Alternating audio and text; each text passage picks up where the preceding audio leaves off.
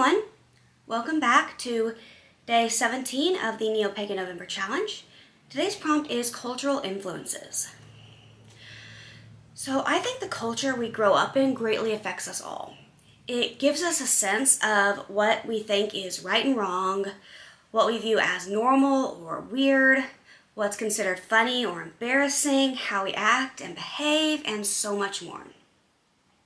So I'm from Texas in the USA, born and raised, lived here my whole life.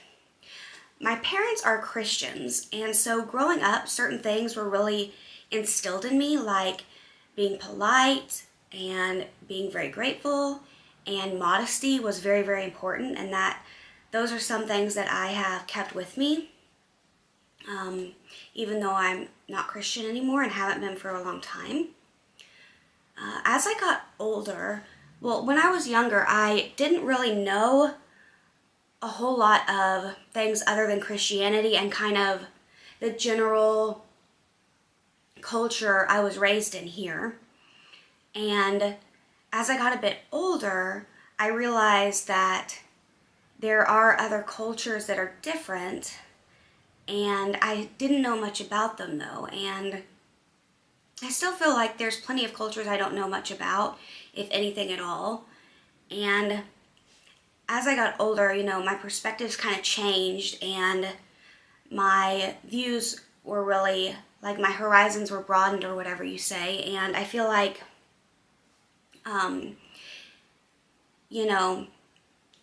my eyes were open to new and different things and practices that I could possibly incorporate into my own practice and path. And I try really hard not to do anything like cultural appropriation and use anything from closed practices. But a lot of the time I find it hard to know for sure what's closed and what's not.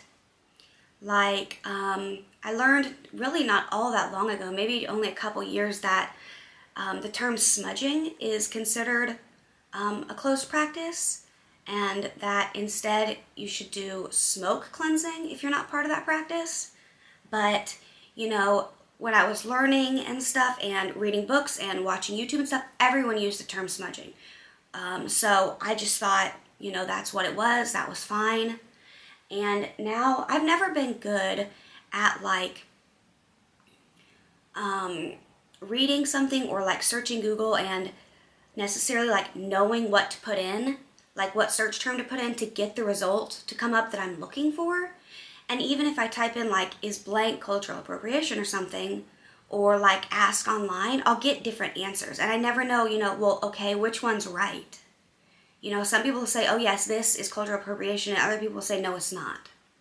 And so I don't know necessarily always what is and isn't. So I try to be very careful of not using closed practices, but it can be hard to know for me.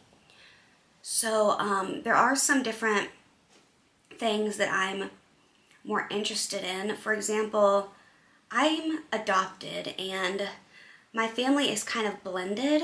I have family that's from Mexico, and they don't practice brujeria or any type of witchcraft, magic, anything like that, but it's made me more interested in the Day of the Dead and some of those practices, incorporating my ancestors into my practice more. I've been doing that more the last few years, mostly around Samhain, but I am interested in doing that more just in general all the time.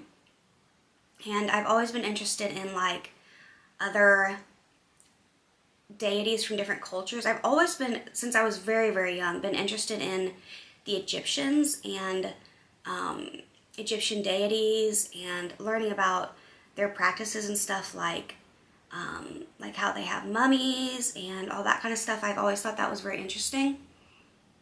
And so there are some different things, I've worked with Bast and Anubis, and yeah, I honestly don't really know what else to say for this topic.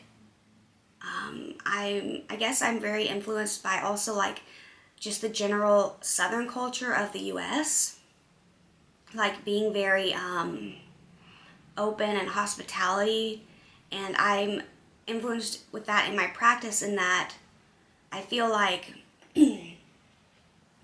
like for example, when I work with deities, I feel like they shouldn't be used as just like correspondences. I feel like you should treat them as you would a real person, like a physical person you might walk up to on the street, like not just, like you wouldn't go up to someone on the street and be like, just ask for a favor when you've never even seen that person before, because more than likely they're going to be like, no, I don't know you, back away, you know. And I feel like deities are the same way. They're much less likely to help you if, you know, you're not hospitable to them and like get to know them first and stuff like that. And so that's something that I see a lot of people just like saying, oh, you want to do a love spell, just bring in Aphrodite. And it's like, well, you've never even introduced yourself to her before, so why would she help you? Anyway, that I feel like that's getting a little bit into the god goddess topic that's coming up later on. But yeah, so that's all I really have to say for cultural appropriation. I hope you enjoyed the video, and we'll come back for the next one. Please subscribe to my channel. See you tomorrow. Bye.